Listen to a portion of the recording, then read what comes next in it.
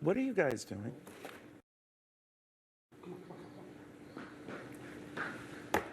You know, it's National Pizza Day. And look what I'm left with. Can you see this? 3 cold slices of pizza on National Pizza Day. And I'm the Italian-American anchor. Hello? All right, so I might have had a little heart surgery and they're trying to send me a message. This is cruel and inhuman. And I told him, you know, Nigel Farage is here. He strikes me as a pizza eater, which he doesn't. But anyway, good to see you, my friend. Good morning. Did you know it was in America National Pizza Day? I have to confess I didn't, but Yeah. I'm a bit more of a red meat man myself. Are you really? Well, there is a lot of meat here. I mean, this is the meat lovers one. You created a worldwide revolution, young man, and because it extended to what happened here. Once again, polls everywhere that seemed to show Brexit had no chance. You said it would apply to Donald Trump. Yes. Polls would understate his popularity. Sure enough, it played out again. Yeah, I mean, Brexit was the first brick out of the wall. It was the first real kickback against this liberal establishment that has dominated with its friends in big business and the big banks, dominated the world for the last couple of decades. They've had everything their own way.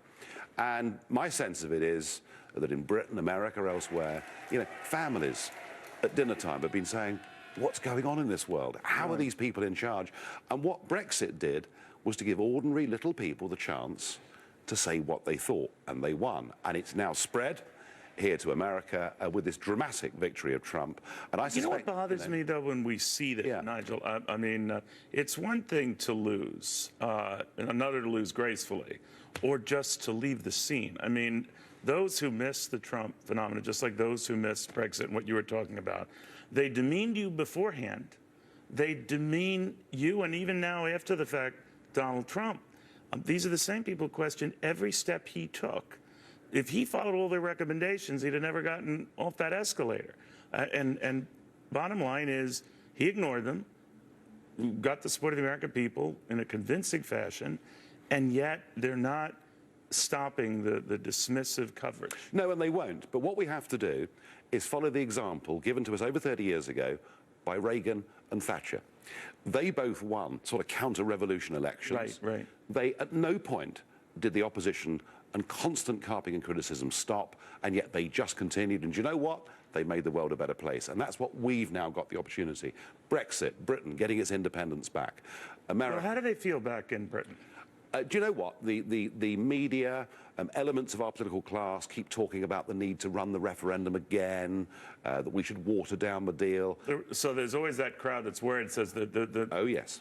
Oh, yes. The nomads made a mistake. We've got to correct it. But actually, when I go out around the United Kingdom and I meet ordinary people, they are absolutely thrilled at what's happened. And they say to me, Nigel, if this government doesn't deliver the Brexit we voted for, we're taking to the streets. So there's no way, ultimately, they can stop Brexit from happening because those 17.5 million people, they really believe it. I agree with you on that, but there's this media impression that was a dumb move on the part, even now. Oh, we're all stupid. Hell will come home to pay. You're always stupid. Oh, very stupid, yes. But now, yes. I've even seen in the coverage of Donald Trump, he's getting high marks, right? He's handled himself, but both in his victory speech and almost everything he's done since, been very measured.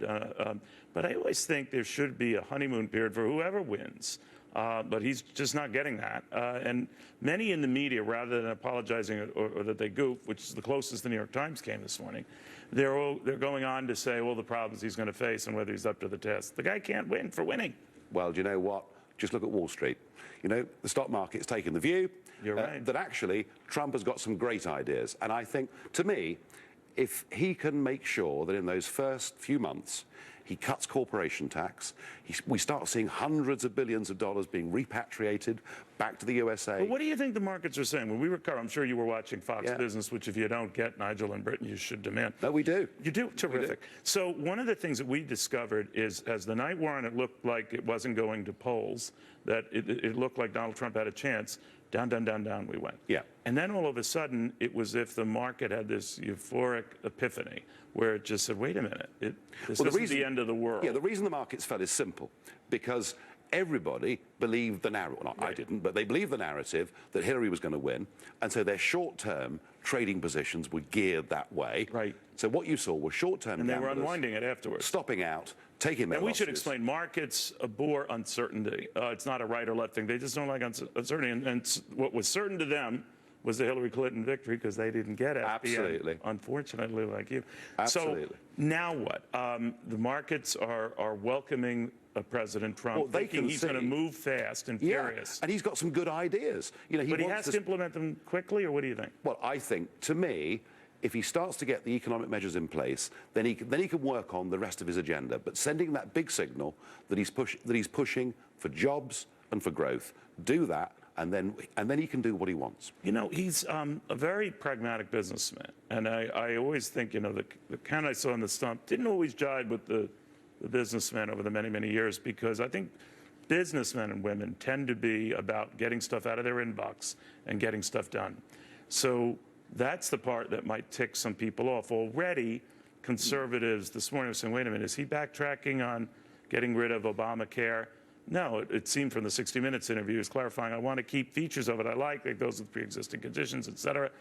But that's the kind of pressure you face, right? That as you start implementing what you want to do, you're going to tick some people off, right? But he'll be pragmatic, and if his stance changes a little bit on Obamacare, provided he brings the price of it down, it doesn't really matter. You know, that's genius. You know? If I wish I had more pizza for you, but not happening. All right, Nigel Farage, you're not a very big pizza eater, but you'll consider it when you're here, right? I'll consider it, and I'm pleased to be here, and I look forward to the USA and the UK getting back to the kind How do you of think that will relationship. go? How do you think that? Trump is an Anglophile. You know, he understands and recognizes what our two great nations have done together between us, and thank goodness we're coming towards the end of an American president. But are who you loathed it. kind of like that ambassador, that link to your Prime Minister Theresa May and a Donald Trump, because they're a bit apart on some big issues? Well, yeah. I mean, Mrs. May's team have been quite rude about Trump, so there are some fences to be mended. No, they've been really rude.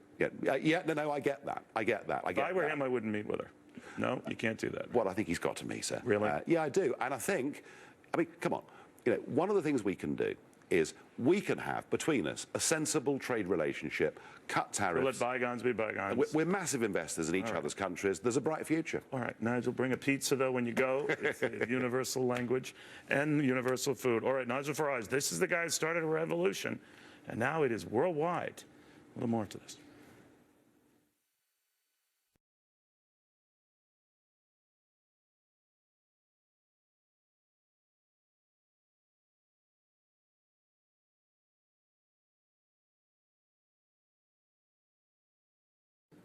I know we had a momentous week here, and we elected someone that most others thought didn't have a chance. Of course, we said in our coverage that he was going to get elected.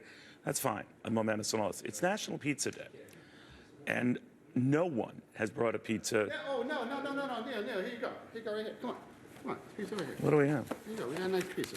Oh, well, what's left of it? It's cold. Oh, sorry. Did you guys have all the warm stuff? Tip? No tip for cold. And look at this. Look, show everyone here. Guys, can you see this? It's a big crew. It's a big crew. Yeah, but I mean, That's all I got, Neil. I'm sorry. That's all I got. is this heart healthy? Is it? Because that's Yes, what I'm into. gluten-free, sugar-free, all of that. No, I see pepperoni and sausage here. Oh, well, hey. Really? Okay, fine. Well, it is National Pizza Day, which